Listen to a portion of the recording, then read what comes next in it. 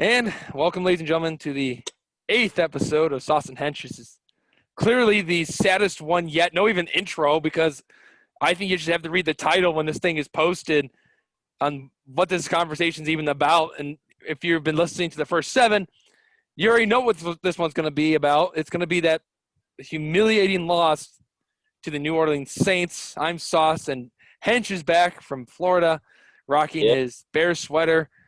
And Hensch, what happened, man? What happened out in New Orleans today? Well, here's the sad thing about it is that with all the players were down, you're already down. You're already down to a team saying, well, they're 8-8. They don't deserve to be in the playoffs. You're already an underdog. And then you lose arguably your best defensive player in Roquan Smith. We have been playing without Jalen Johnson. We don't have one of our better corners to pair with Kyle Fuller and Jalen Johnson. Buster Screen, I don't really care about that one because I think Duke Shelley plays better than him in the slot anyway.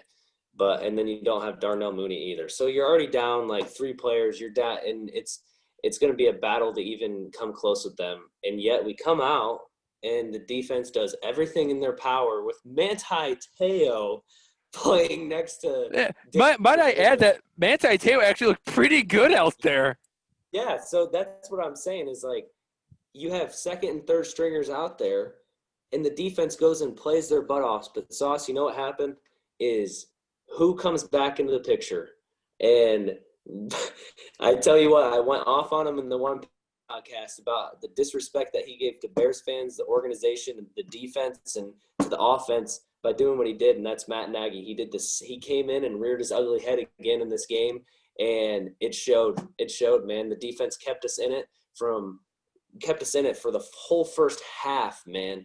Kept us in it, and Nagy did the same thing that he did in that 6-game losing stretch when he was calling plays, and that was he just put Mitch in the pocket, didn't roll him out at all. David Montgomery had 14 carries, if I'm correct, and Mitch Trubisky threw for the ball about 29 times, and about 27 out of the 29 times he was in the pocket like he was Aaron Rodgers trying to take deep shots down the field, not rolling out and cutting the field in half like Laser was doing for him. And what happened? So many 3-and-outs, so many punts, and the defense, who's already down from their best players, has to come back out and try to make another miracle stop against the Saints. The defense did more than enough to win this game. We got turnovers. We had big stops. But when you ask them to go out there over and over, and we're punting over and over because we're running the same offense that got us in trouble, it's not going to work. And it just makes me so mad because we talked before this podcast, and if you'd ask any Bears fan, I would guarantee you that they all think the same thing. I would bet all my life savings that Matt Nagy was calling plays that game because they looked nothing remotely close to what Laser was calling when we were on our stretch, man. I mean, every single play, if Mitch wasn't rolling out and he was throwing in the pockets, he got rid of it in less than 2 seconds, and it was a quick slant to someone. But majority of the time he's rolling out, or it's a run to Montgomery, or it's a run to one of our wide receivers to get a couple yards. Like, none of that was even happening. It was try a run to Montgomery. If it doesn't work, then we're going to step back and throw the ball 3 straight times. It's just like, what happened? Why did we go so far away from it? That's what makes me so mad. Is like, it wasn't even a thing to where you could sit there and be like, well, we lost by a few points, or Mitch looked terrible, and we ran the same scheme and Mitch looked terrible, or we made a lot of mistakes or anything like that. It was simply like we reverted back to what didn't work for us, and we reverted back to the ugly identity we had before what looked like when we found our identity. And Joe, I hate this because this is how it is for every NFL quarterback. So I'm not just picking on him, but Trubisky didn't even play that bad. And the fact that he had to stay on the sidelines, like I forgot what the second half was. I know the Saints had the ball for, what was it, like 34 minutes. It was over half the time. Yeah. Oh, no, I guess that's 30 minutes in the second half. So they had the ball around 20 to 25 minutes, somewhere in that time frame. So he's sitting there on the sidelines, and it's bad because, as you said, he's standing in the pocket, and we need to get him out into the open field and let him run. And he wasn't allowed to run. He dropped back. Look, and the Saints defense have had a great front seven. I give their linebackers and their defensive linemen all the respect. They played a phenomenal game. They shut down David Montgomery, which was the heart and soul of our offense. They understood that coming in. But Trubisky stood in the pocket and nowhere to go. And I watched NFL Live, and they said that the way the Bears were going to win this game is what the Eagles did to the Saints a couple weeks ago. They had Jalen Hurts run the ball, so it forced them to respect the run, and then they could run the ball with Miles Sanders.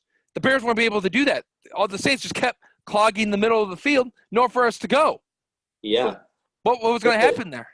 The thing about it is you talked about this in a couple of podcasts ago back. If you go back and listen to one of our podcasts, I forget which one it was, but you talked about how when Nagy was running the ball, it was like it looked so familiar. That's why I guarantee it is like you talk about, well, yeah, credit to the Saints front and everything like that, but we were just running simple A-gap runs. Just like you said, we weren't trying any of the creative stuff that Laser was in the one we did game, not run one ball to the outside. All of them were HB dives.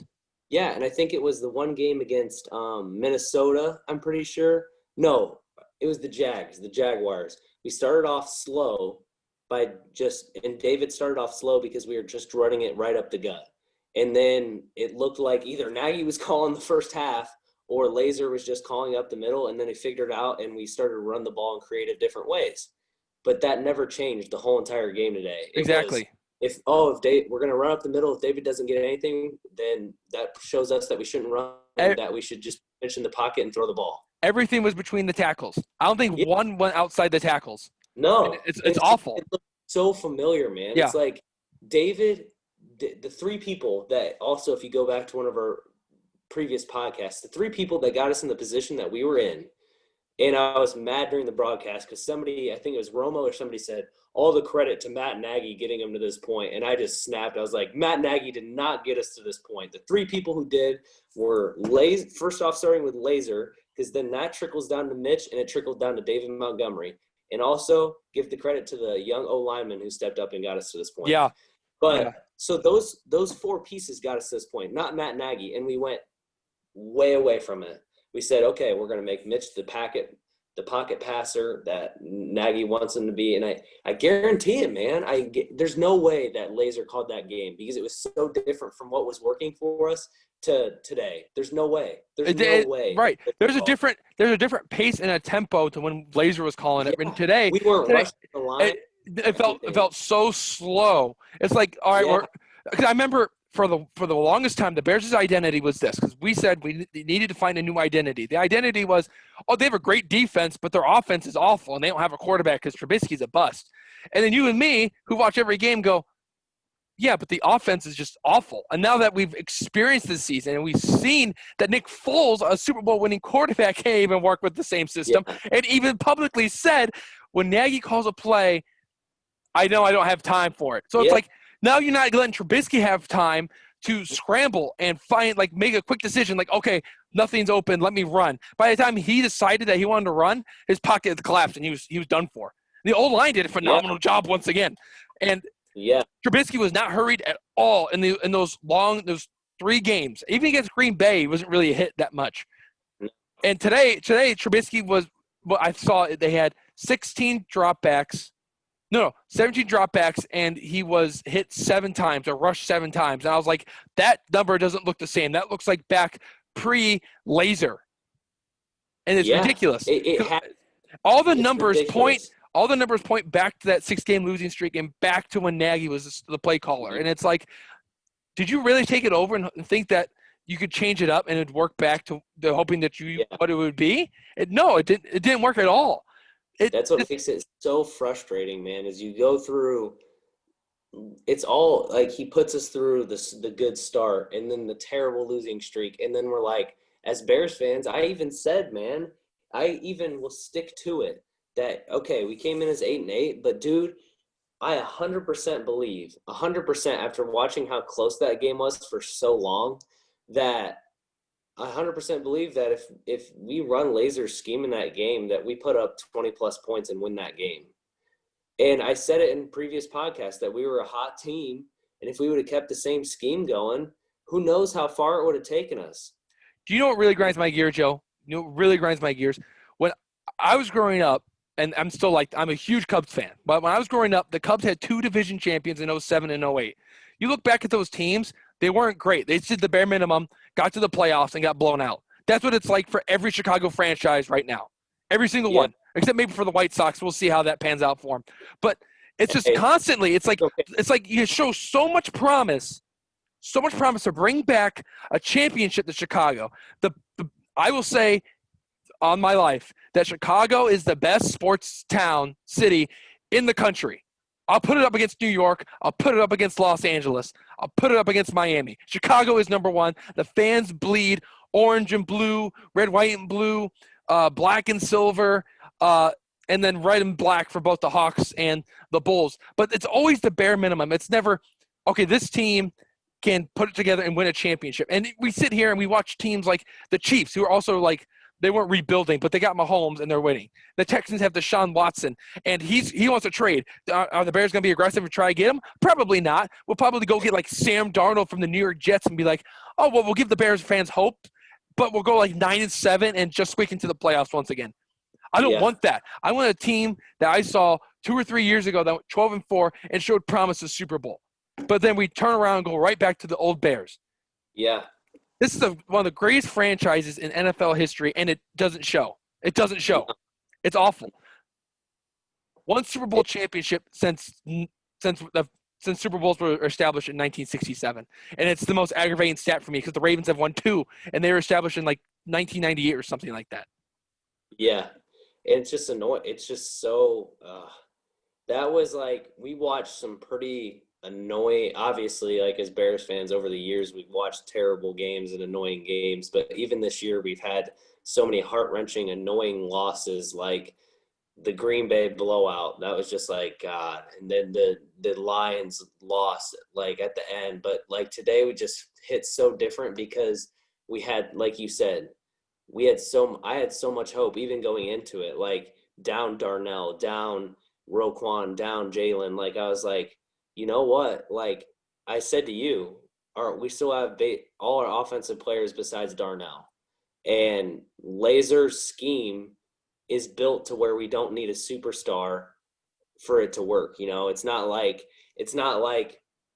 us being down Darnell is like, oh well, we thrive on him making impact play every time for our offense to score. That's not how the offense's identity was established for that 4-game stretch. It was established by pieces and chunks from everybody around catching the ball, right? And David finding holes and not just running H-back dives. Like that's what the offense was built around, was a team offense, not just one player. So Darnell being out didn't I mean, I love Darnell, but it didn't scare me. I still thought we had a chance for our offense. But if you would have told me, I wouldn't have believed it, man, that we would have called the plays or had the scheme that Nagy had in place at the start of this year. I can't believe we went into today's game and did that. I can't believe it. You know, and I said this right as the game ended. I said, this is the worst coached game I have ever seen. In all the Bears seasons I've watched, and I've seen some bad coaches come through Chicago, this was the worst one. Because not only did the play calls look – I'll give Chuck Pagano credit. I've been riding his back the past couple of weeks. He looked pretty – the Bears defense was shorthanded, and he did a phenomenal job. He did good. He did enough for the Bears to win. I'll give him credit. He called a good game, and the Bears defense looked phenomenal against a very, very high-powered Saints team that just happened to get all their stars back at the right time, Kamara and Mike Thomas. But it was undisciplined. Clearly, we had 9 penalties. One of them I'll give credit to. Komet should not have been flagged for whatever happened there. If it was for the football throw, that's ridiculous. Yeah. But just undisciplined. And we made so many mistakes. The Bears beat themselves today, plain and simple. That's the most frustrating part. We were down 7-3 at halftime. Then we were down, I think it was 14-3 at the end of the third. We were still in position to win this game, but we didn't move the football. And the play calls were awful because every time we did run a play action or a bootleg, it was where the A-Rob or Komet would just go right on the line of scrimmage, and the Saints defense knew what was coming. We didn't go in the shotgun and run plays and then do a play action from there. So Trubisky has more time to scan the field, and he doesn't have to turn his back to the defense. It was the same plays. was like Well, 4 the other, plays. well, the other thing, you can't run the bootlegs or anything like that when you give up on the run game so early. It We was ran like, the well, if David doesn't bust an 80-yard run, we're not running the ball to David at all today. It's we like what we ran the ball with David 12 times for 31 yards. that's terrible. That's it. After That's a all we did. fifth in the league in rushing, and he gets the ball 12 times. That's it. That is terrible. Terrible. 12 times to the fifth leading rusher in the NFL. That has Nagy written all over it, dude. If we look back to the last game where he called it, and I think that was the Rams Monday night game, the numbers look exactly the same. I guarantee you they do. Guarantee you they do. They have to be. It's just so freaking it.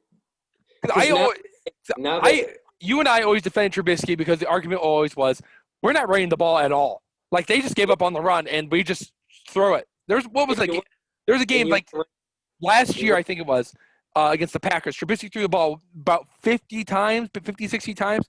the first game of the season. And how is that his fault? How is that Trubisky's fault? Explain it to me. If you're not running the ball, your offense is so one-dimensional. It looks bad on Trubisky, but the defense knows what's coming. Yeah. You don't keep them on the ropes and going, okay, what are they going to come back with? For those stretch of games against the Texans, the Vikings, and the Jaguars, even the Packers, we ran the ball and threw the ball successfully. We were a nice, balanced offense. And today, right back to where we started with, all right, well, we got to throw because we can't run. And why is that? Because the defense knows what's coming. HB dives, HB slams. It's like someone went on dead and went all the way to inside handoff and clicked it every time. No outside handoffs, no counters, no pitches. No. Same. All right, run right up the middle. See what happens. Oh, it didn't work this time. Wow, we should try 11 more times and see what happens. Yeah, and it's just so sad because like I talked about in the podcast where I went off on Nagy, is he just once again put himself in front of four people, Chicago Bears fans, because we had to suffer through that and just emotionally be wrecked from it again.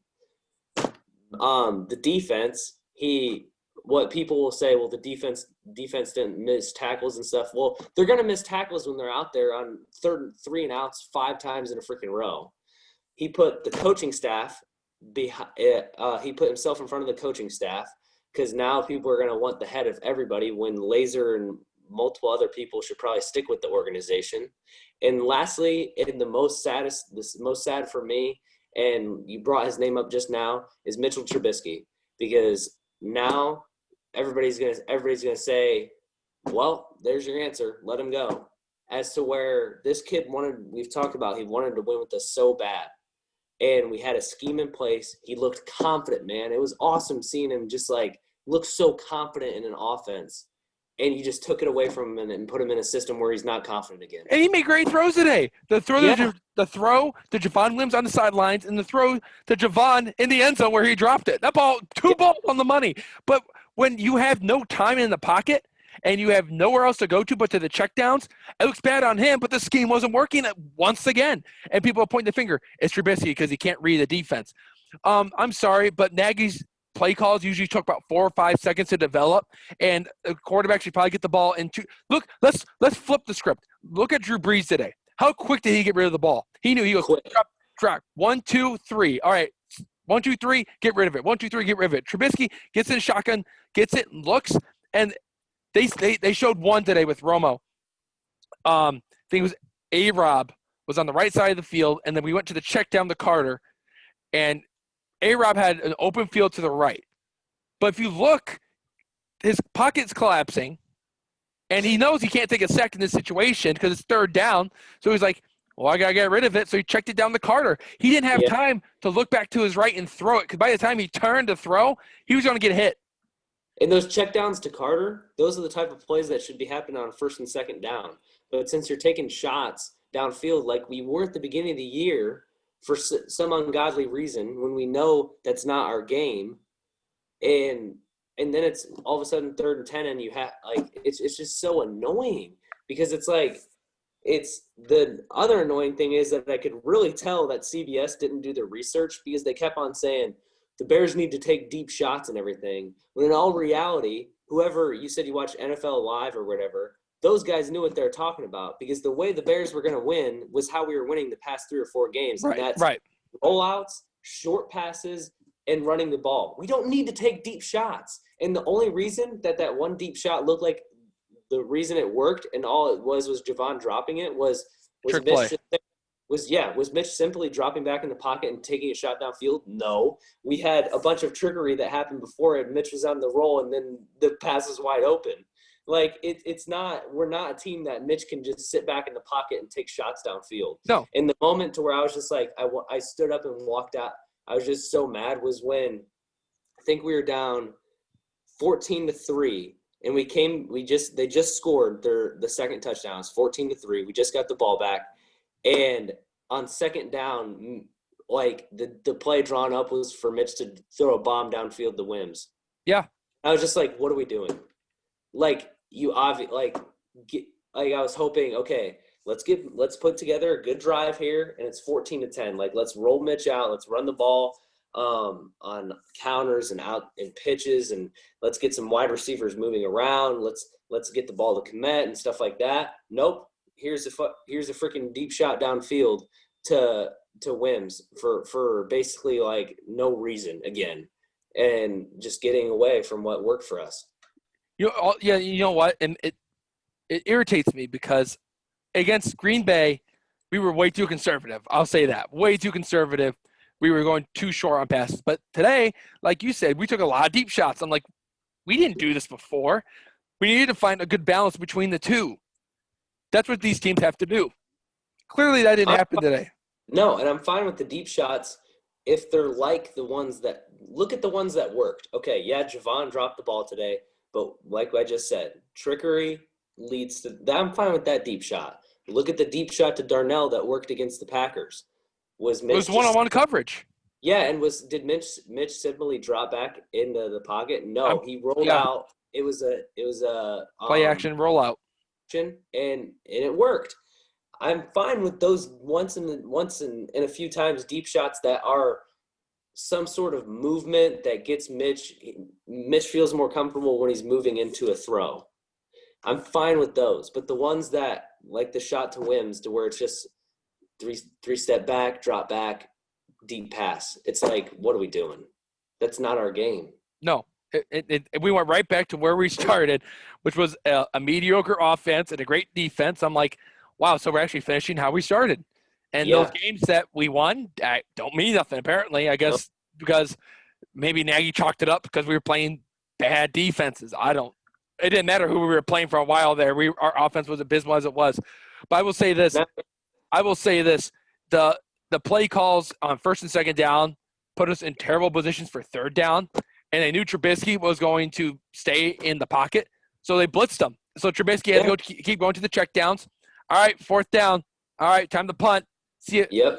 See it, Pat O'Donnell's our punter? Yeah. Yep. I should know his name. He punted all game today. The punter is the most hated player on the team. Everyone knows this. All right, time to punt. Time of possession for today's game, 38 minutes, 58 seconds for the Saints, 21 minutes and 2 seconds for the Monsters of the Midway. Well, it's literally what you just said, how when we were winning games, and I'm gonna flat out say in laser scheme, because this wasn't laser scheme today. It wasn't. When we were in laser scheme, what was working so well for us was that we were fine with picking up 3 or 4 yards and making it a third and manageable, or getting the first down in just 2 downs, getting 4 or 5 yards on first down, 4 or 5 yards on second down. All of a sudden it's first down again. You took up a bunch of time and you started another down, start another 10 yards again.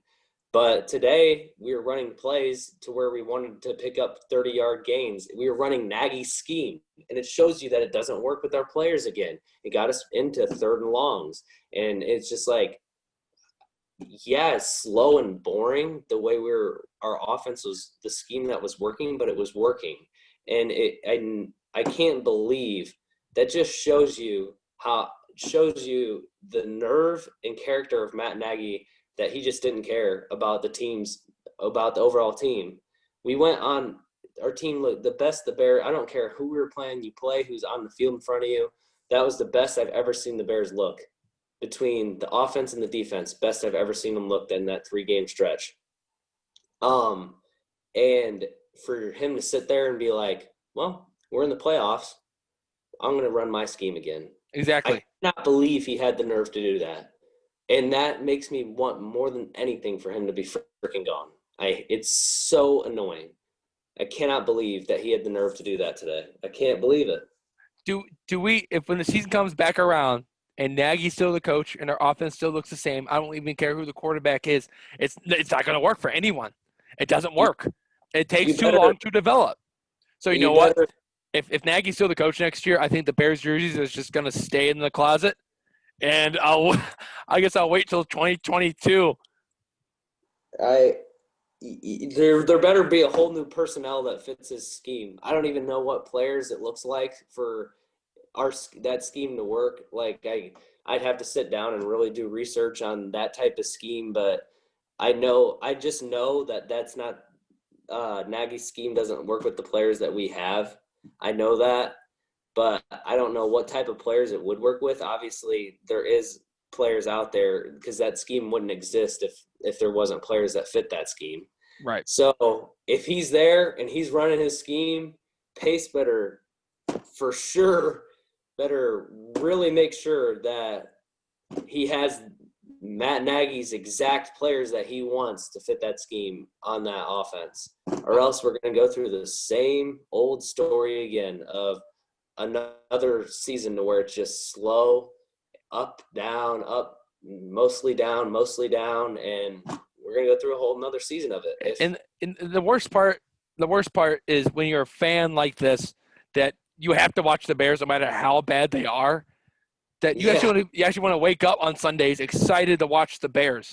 Yeah. And we're at the point where it's like, even today I woke up and I was like, I don't even know if I'm excited for today's game, depending on how it's going to start. And once we started with 3 points in the first half, I was like, oh, here we go.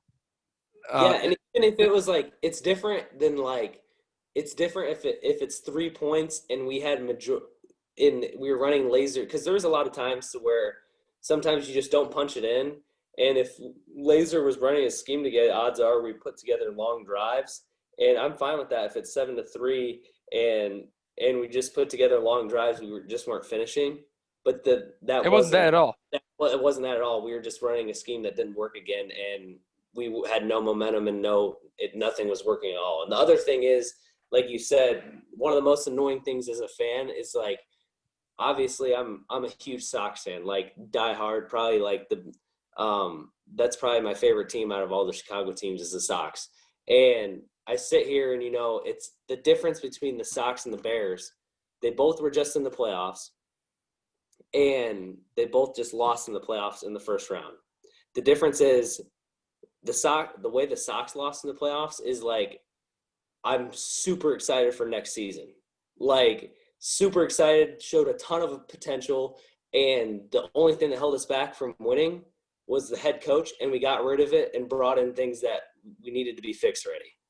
The Bears, you sit here, and they were in the playoffs. They lost in the playoffs just now, and you sit here and you're not excited for next season at all because you just know that odds are nothing's going to change, and if anything changes, it's going to be minimal stopgap fixes that do no momentous changes at all to the team. Well, and that's what's annoying as a fan. That's what's really annoying. The Bears live by their names. The Chicago Bear minimums. It's exactly what they are. And, I remember growing up, when I first really getting into the Bears was 2009, and the Bears go out and get this quarterback. I don't know if you remember him by the name of Jay Cutler.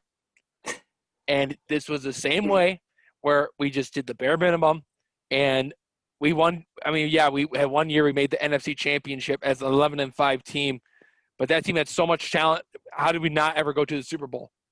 Oh, because we paid Jay Cutler more money than Aaron Rodgers was getting there for a minute. And Aaron Rodgers was torturing us every year, and he won a Super Bowl. And now it's kind of not the same situation, except it's Nagy's the problem, and Trubisky's getting pointed at. It's like, oh, Trubisky's bad, and I don't know. He's going to go to a team to where they're like, hey, we saw some film to where if we put this scheme in place, he can work an offense. And he's going to go to a team to where that coach is there, whether he be a backup and has to wait for a chance or is the starter right away with it or whatever. And they run that scheme from the start. People are going to be like, oh, well, look at the mistake the Bears made and letting him go. And then Sauce and Hensch is going to be sitting in the background. Yep. You ever see that meme where the guy's like holding a drink and looking at his friends, and he's like, they don't even realize such and such. That's going to be you and me going, they don't even realize that Mitch Trubisky could be a franchise quarterback in the right system. Yeah. And he doesn't – the thing about it is Mitch will never be – Mitch will never be the guy that is obviously up there and, like, passing touchdowns and stuff like that. But that's not Mitch. And he didn't need to be that for the Bears. And it sucks because who knows, like if Laser would have been able to keep his scheme in place today and we win today and we go in and give Green Bay a good fight or pull it out or even give it just a good fight, odds are he's our quarterback next year and we're still living with Mitch, which running Mitch's scheme I'm totally happy with because I like Mitch a lot. But with Nagy rearing his ugly head and caring more about himself than the team and Mitch's career, he did him dirty today, and we're probably not going to see Mitch in the Bears uniform next year, which is pretty sad because I liked him a lot. So, at least if he does go out, he went out throwing a touchdown pass to Jimmy Graham. I don't know if you saw that at the end. That was his final. That might have been his final play as a Bear, and he's a scapegoat. As a Cub fan, as I said earlier, we had scapegoat. I'm blanking on his name right now. Steve Bartman. Bartman was the guy. That was our scapegoat, and that's what Trubisky is right now. He is a lot of Bears fans who don't understand football. Let's just say he is getting all the blame for bad coaching. And if you watch, I watched every game this year from week 1 to this wild card game. I went through all the disappointments, all the ups and all the lows, and you analyze it every week. You and I analyzed it before we even did this podcast when we came back from winter break. Analyzed it every week, and we came to the conclusion that it had to be Nagy. It has to be the coaching staff outside of Laser. Yeah, you sit here, and if you come in my room, I have all the yarn pieces connected around the wall like I'm solving a murder or something. Like yeah. Is it Mitch? Is it Foles? Is it our defense? Is it Pagano? Is it? And then a few weeks ago during the podcast when I went off on Nagy, all the yarn aligns to a big fat picture of Matt Nagy. That's the man right there. That's it. We figured it out. There's the man that killed the Bears season right there. Yes. Yeah, exactly. That's exactly what it is. Oh, now you got me thinking of the picture from It's Always Sunny in Philadelphia. It's where he looks insane. He has the marker in his hand. That's you every week. Yeah. And you said that about Nagy, and it made me even realize, like, oh my God, like it is Nagy. That's what's going on. That's the problem. Yeah. I was the same way. I'm like, what is the issue? Is it Trubisky? And I agree with everything you said. Yeah. But I will say this: you and I try to keep it positive. We try to strave away from being negative. Yeah. The positive is now the Bears have to really sit down and reevaluate everything that's going on in this franchise. Yeah, so if you want to, I don't know how long we've been going, but instead of making another podcast, let's sit into just real quick, this season as a whole. If you want to look at the positives and the negatives, all right? So obviously there's a bunch of negatives, obviously. But like you said, let's try to stay positive. So we look at the positives. For me, I think you found your star running back for the next however many years. True. You have a running back, a legit running back. You get Eddie Goldman back next year. Roquan Smith is legit top 3 linebackers in the NFL, easily.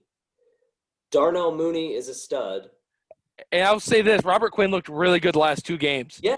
He finally came alive. I think he was battling that injury. I know you and I talked about that Quinn was living up to his contract, but it's clear that it was his injury that was keeping him down. It was his anchor all year long, and he looked phenomenal. He rushed Breeze today, and he was rushing Rodgers last week. And then my last two would be, I think you found a couple more O linemen to go with Daniels and Whitehair next year. True. I still say get rid of Adefi and Leno and go draft some tackles. But I think Bars and Mustafa showed you that they better be in the lineup next year. And lastly is what was I going to say? I forget what the last thing was. But, I mean, that's a good amount of positives that you can build off of. But, I mean, who knows if we're going to build off of – I mean, you have things to work with. It's just however Ryan Pace decides to go about it. Because it's all going to come – obviously, today, all the reports that came out were if Mitch doesn't lead him into a long playoff run, then Mitch isn't the answer. And how is that even fair to put that pressure on a guy like that before the game? Yeah, How's that even fair? Like to say, hey, if you don't win, you're going to be out of a job. How do you expect him to go out and perform to his highest capability, but like that? That's whoever said that and whoever let that get leaked. That's their fault. They should be fired because Mitch is sitting there like, oh well, now if I don't do good, I'm gonna have to go find a new team and move out of Chicago. Yeah, that's ridiculous. That's like a teacher saying, hey, this one test, if you don't do good on it, you fail the entire class. And you're like, yeah. Oh, all right. I guess everything else before that doesn't matter. Yeah. But I did remember my last thing was if I'm Pace, I know it's not that big of a move, but I think you found a safety that pairs well with Eddie Jackson again, probably the best since Amos, and Tashawn played another great game today. And I'm pretty sure, almost positive he was on a 1-year deal. I know it's not that huge of a move, but I'd definitely extend him for a couple more years. I really like the play he plays. But that was my last positive was I think you found a good safety to pair with Eddie. But yeah, so obviously for Pace, the first question he has to answer is, one, is Nagy going to stay? The reports have been that he's already here another year, but is he really going to stay? And if he is, then the next question is, obviously, Mitch, you're letting him walk after what we've heard so far, and everything we know is that Mitch. So I'm sitting here thinking Mitch is gone, and I know Foles ain't the answer. Foles can be your backup or whatever, but Foles is not your starting quarterback next year. So the main thing that you need to figure out is, are you drafting? Are you trading? Are you putting in all the marbles for Watson or what? And that's the main thing. But I mean, I nailed out about 5 or 6 positives from the year. Obviously, it's met with a bunch of negatives, but I mean, most of those positives were young players, which is a good thing to have. Is when a lot of your positives in a season are from young players, that's pretty good because that means you have some pieces to build off of in the future. So there's a nice young core developing in the Chicago Bears, but if you don't have the right coaching staff and you don't have here's the problem I have with letting Trubisky walk is if you let Trubisky walk, now we're down to Nick Foles being our starter. And you know, and you watch you see these other, if you're another quarterback, say you're a Deshaun Watson or Sam Darnold or Jameis Winston, you're sitting there going, well, Trubisky did good, but there's a lot of pressure on that job from what I saw. And then Nick Foles couldn't produce in that either. Why do I want to go there? Why would I want to go to Chicago? Yeah. Why would I want to do that? Yeah. There's like the Miami Dolphins. I heard that they could go trade for Deshaun Watson if they wanted to. I'd rather go there if I were a player. And the Bears you can't draft a quarterback because this team's built to win now. Yeah. We spent the money. All that money is in Khalil Mack, and not Roquan Smith, Robert Quinn, and A-Rob. I hope he gets an extension. Yeah. If we draft a quarterback, that's going to put us back another 2-3 years. And I really don't want to do that. Yeah, I mean, another positive, I don't know how I blanked on it, probably because it was just what he didn't play today, but Jalen Johnson, too. You have a corner that's paired with Kyle Fuller to basically lock down wide receivers, and he didn't play today. But so you sit here and look at our defense. Barring no injuries, no players walking or anything. If I'm sitting here, you have Jalen Johnson, Kyle Fuller, Eddie Jackson, Deshaun. Roquan, Danny, and then a front line of Robert, Akeem, Eddie, and Mac. You can't waste that defense. So then the first moves would be going to extend A-Rob. Then you have a wide receiving core of him, Darnell, and then I'd go add another wide receiver. Riley really made a nice catch at the end of the game. He just hasn't got the reps or the opportunities to prove himself. Yeah. And then the quarterback. And then you have a running back. You know what David Montgomery is. Biggest question everybody asks. Don't forget that Cole Kmet also did pretty good this year. Yeah, Cole Kmet. That's another name I forgot. So you have another young positive. And then Cohen will be back next year, which gives you a threat in the offense as well. And so really you just need to draft a couple O-linemen, which you have the draft resources to do that unless you trade for Watson. And then figure out your quarterback situation. And then you have a team, I think. And we've said, and knock on wood, we have a kicker now too. So you have all the things to win. It's just figuring out a scheme and getting a quarterback. That's what it comes down to me if I'm Ryan Pace, scheme and a quarterback.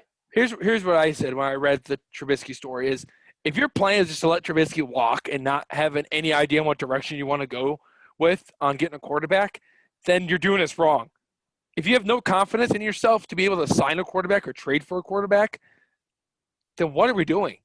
Yeah. We'll be right back to where we were, where we're stuck with Foles or maybe another quarterback. And I'm going to miss Trubisky. I hope he does well wherever he goes because he's going to get signed by someone that saw him play those last couple of games and go, hey, you have great potential if we can get you in the right system. Even if it's a backup, dude. Oh, that's exactly. Yeah. He'll easily be a backup because he has so much upside still. He's still really young. Yeah. Yeah. So if I had to ask, first off, my first question would be, was there any positives from the season that were glaring that we didn't hit on besides the ones that we mentioned already? Well, A-Rob had a great year too. I don't think we said that one. A-Rob, most underrated wide receiver in the game of football. Easily. Yeah, easily. I think one that we talk about him a lot is Lazer's he's a pretty damn good play caller. I agree. So that's another positive, I'd say. But it just felt like Nagy handcuffed him today and said, hey, I'm going to take over now. And Lazer's like, all right, I try my best. If he says Laser called plays, then I guarantee Nagy had somebody with the gun against his head with a playbook of Nagy's playbook saying, you better call these plays or else you're getting shot. Like that's the only way Laser was calling plays today, I tell you that. Those plays look nothing like the Bill Lazor plays we saw.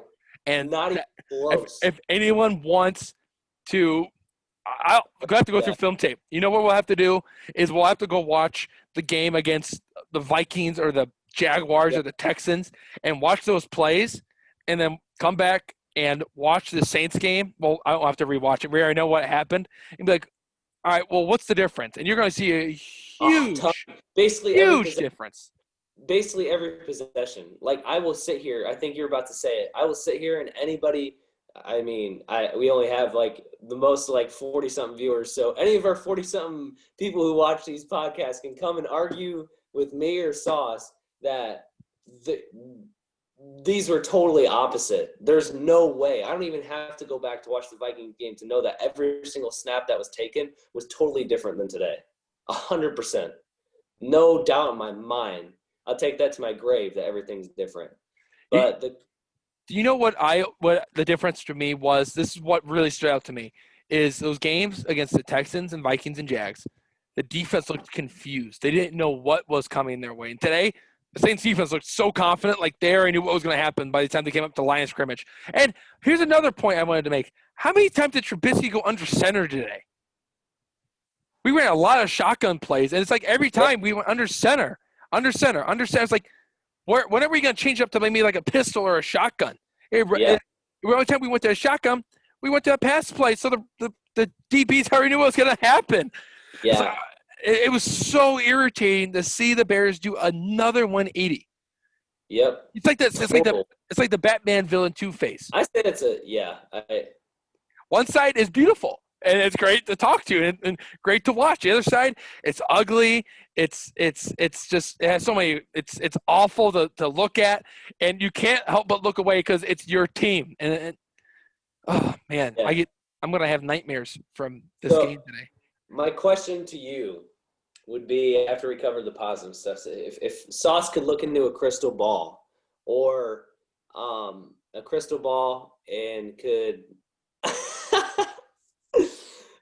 he's looking into one right now. If you can't see him, but he's looking into one. So he looks into a crystal ball and he sees a Bears team that is competing for the playoffs and even the division next year.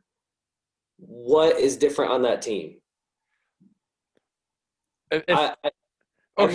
So you want me to predict the future, or you want me to give you my version of the future? Like for the Bears to be competing for the playoffs and the division next year, what is different about this team? Like name wise, what's different?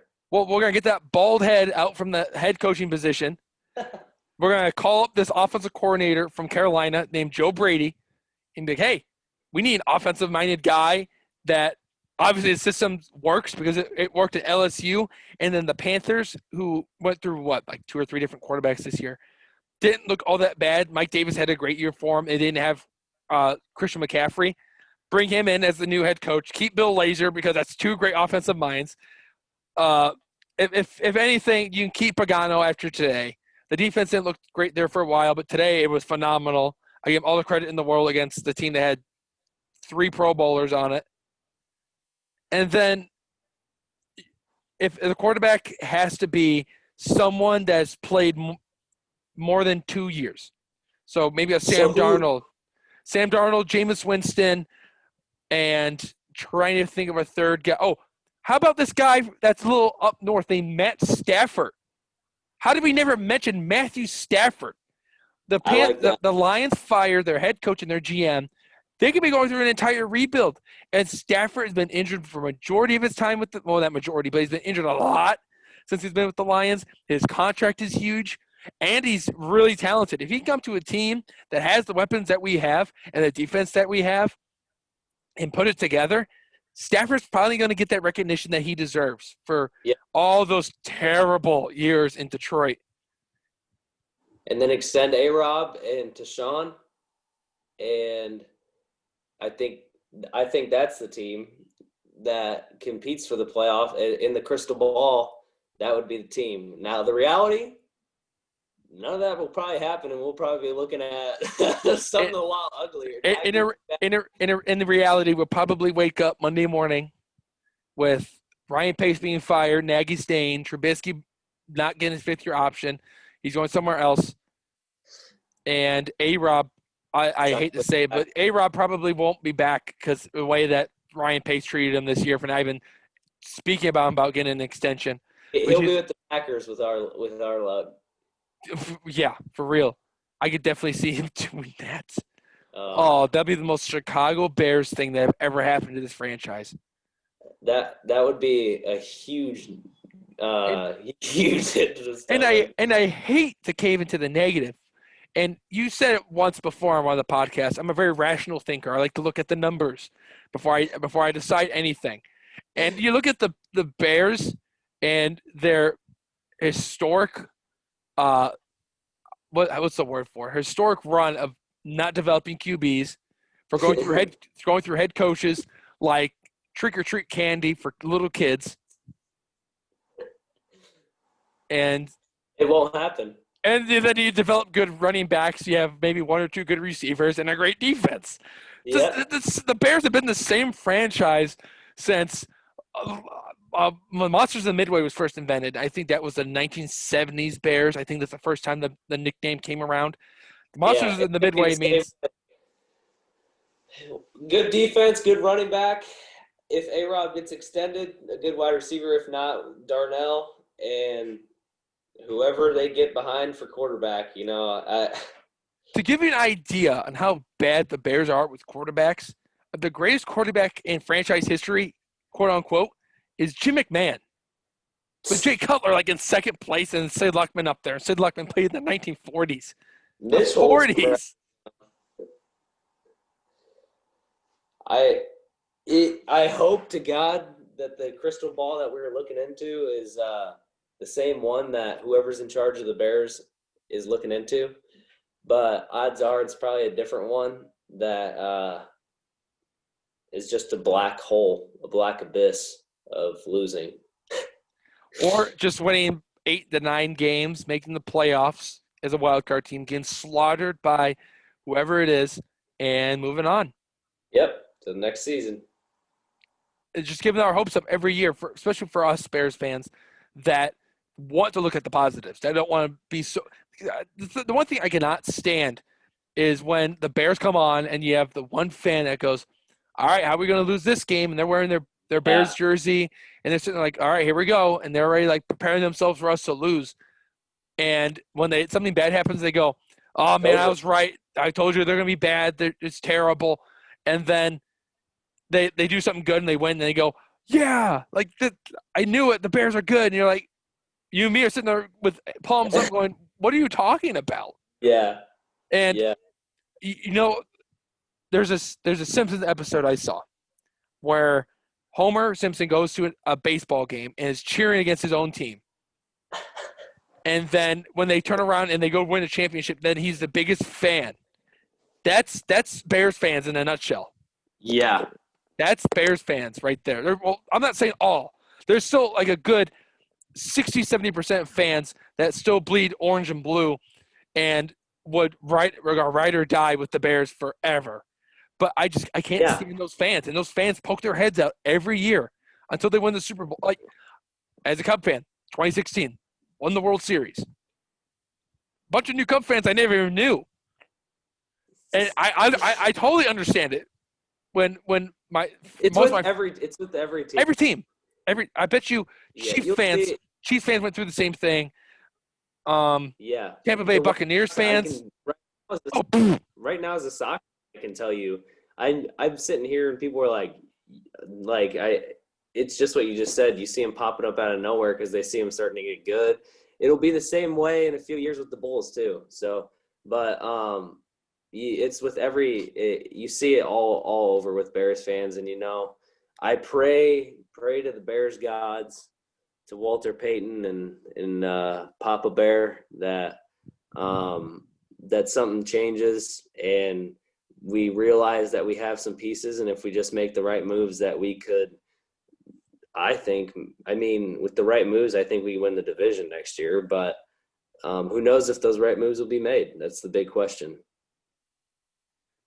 It's the biggest question. That's the biggest thing right now. It's gonna be a ride. If you think the season was bad, just wait till this off season. You might as well, sit in your seat, get the seatbelt on, put the guardrail on, and get ready for a roller coaster of a ride. Yeah, we went through it this. Might be going straight down too.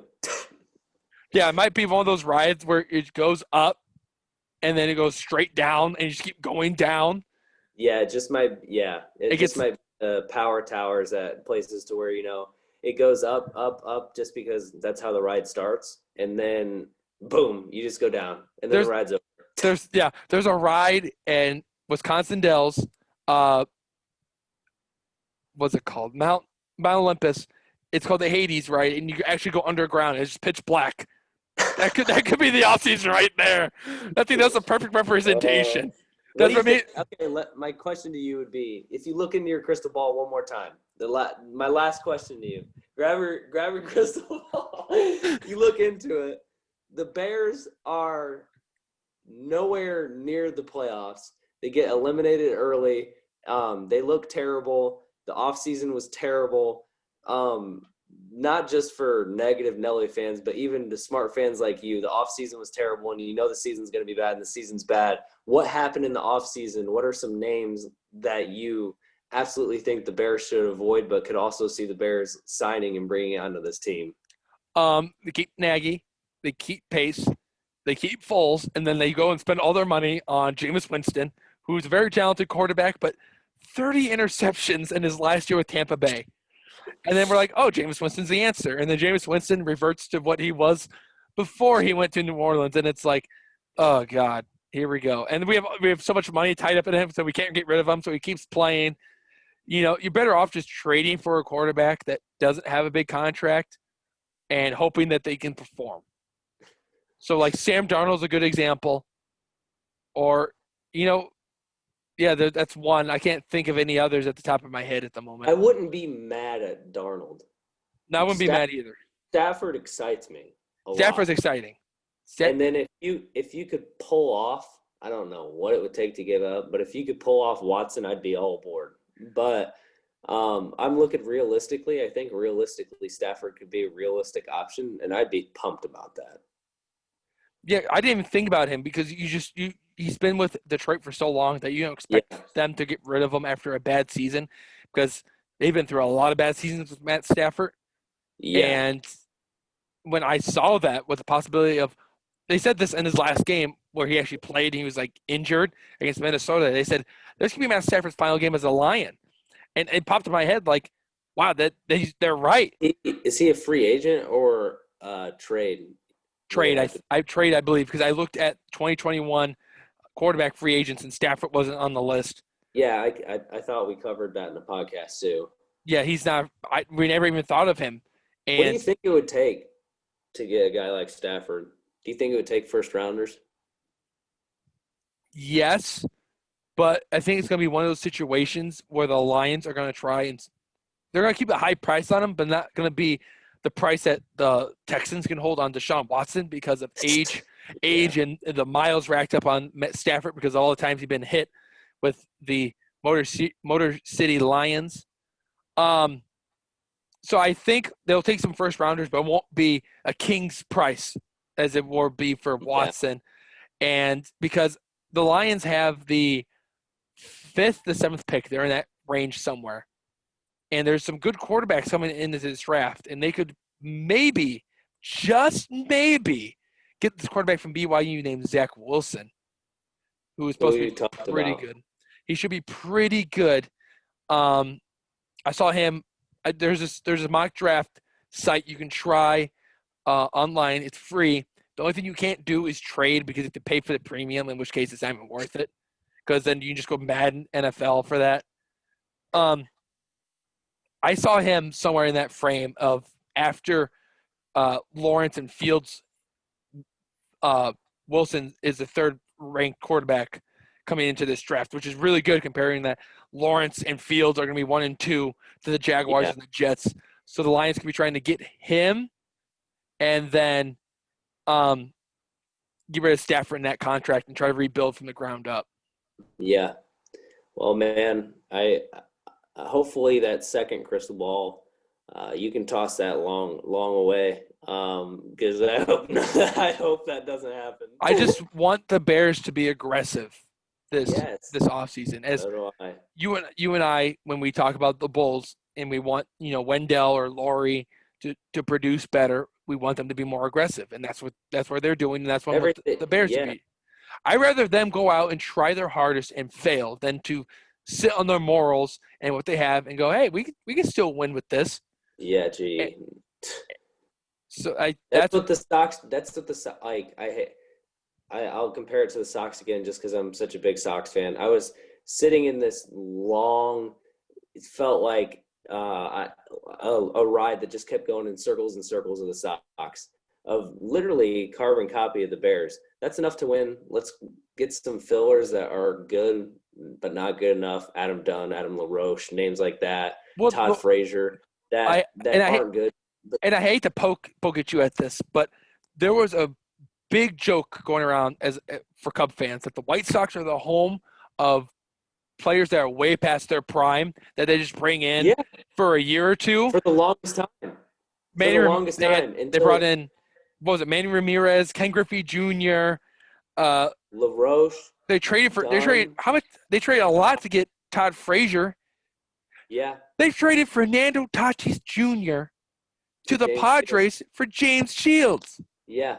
So you had but then what changed the Sox? What changed the Sox from that same old Sox to which I never thought was going to change in my lifetime to an AL World Series contender now is aggressiveness. Aggressiveness at first of different situations, but aggressiveness of first of doing something nobody thought they would do, and that's blowing it up.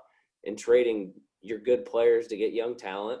And now when the young talent progressed, being aggressive in the free agent pool and trade pool now of getting the guys like Keuchel and the guys like Grandal and the trade piece for Lance Lynn, like they were aggressive, and look where it put them. The Sox are one of the best teams in the AL and one of the best teams in baseball now, in my opinion. And if the Bears are aggressive, they could be the exact same way this offseason if they're aggressive, but it has to be smart aggressiveness. It can't be going to give a huge contract to Matt Ryan. Like that's stupid aggressiveness. Right. It has to be smart aggressiveness. It's called taking the safe bet. You know, the guy that's going to produce when you get him. And as a Bulls fan, you and I are both Bulls fans. For a while there, the Bulls were doing the same thing. All right, we'll just get some filler guys, and we'll just do the bare minimum and make the playoffs. Like we went and got Rondo and D Wade to pair up with Jimmy Butler, and it was Lopez. Robin Lopez. And after a while, the front office said, "Hey, you know what? I think it's time for a rebuild, time to blow it up." But I don't think the Bears are in that situation where we need to blow it up. I don't want people to think that. It's different aggressiveness. Like being smart aggressiveness to take advantage of this window. We were stupid we were aggressive, but stupid aggressive by thinking, okay, let's take advantage of this window by going to get Nick Foles. Like, okay, Nick Foles, like I like you as a person and stuff, but sorry, a career backup and how many starts, and you're going to go risk our defense and this window that we have on that? Why? That's being aggressive, but that's stupid aggressiveness. Be smart with it at least. Like, that's all I'm asking is be aggressive, but be smart, please.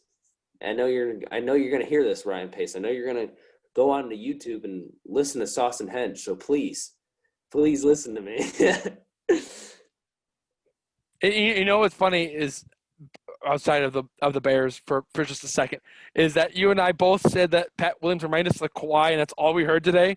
So someone's listening to Sauce and Hensch out there, right? Like maybe that's where that was born and came from. I hope. Absolutely. Yeah. LeBron was like the other night. LeBron was like, "Oh man, that Sauce and Hensch episode's good. I'm going to use that comp. I'm going to use that comp in my interview after." So you have another endorsement there, people. Are you saying King James listens to Sauce and Hensch?